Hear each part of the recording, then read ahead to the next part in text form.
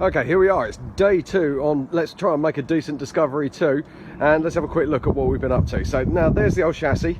This was a driving vehicle yesterday morning, and we'll just have a quick look at some of the reasons we're changing it. Look at that nice big fist size hole there, blown away completely at the bottom of the seams and the whole thing. We're not sure about what's happened to this chassis. We think maybe it's been immersed in salt water, because you get to about here and all of a sudden it's actually not that bad. But no, it's a real cracker, proper Disco 2 death trap. So there we go, looking pretty horrendous. Let's have a very quick look over what we've been doing. So there it is, rolling chassis.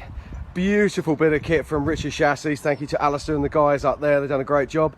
TD5 engine. Ironically, this engine only had a head gasket a couple of hundred miles ago, a few hundred miles ago, before the chassis died. So we're confident with that. We've done a few other changes. We've taken the ace off it.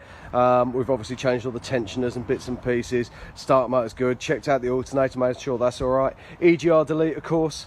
Old man emu suspension.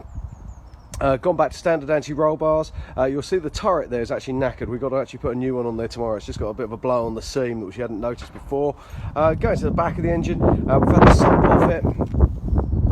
We fitted a rear crank main oil seal, obviously. Sump off it, check the oil pump drive and everything. And this engine's done about 100,000, so fingers crossed you should be good for a few more.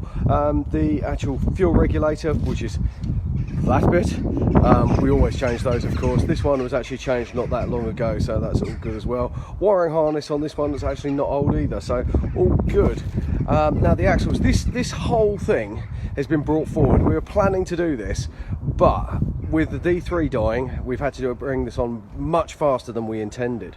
As such, we're not actually prepared. So for example, the gearbox is still at Ashcroft, and we're going to be putting a monster 4-speed ZF Auto behind here, which is going to be running a standalone latest generation CompuShift. So we're not going to be using the Land Rover computer software, we're going to be using CompuShift computer software.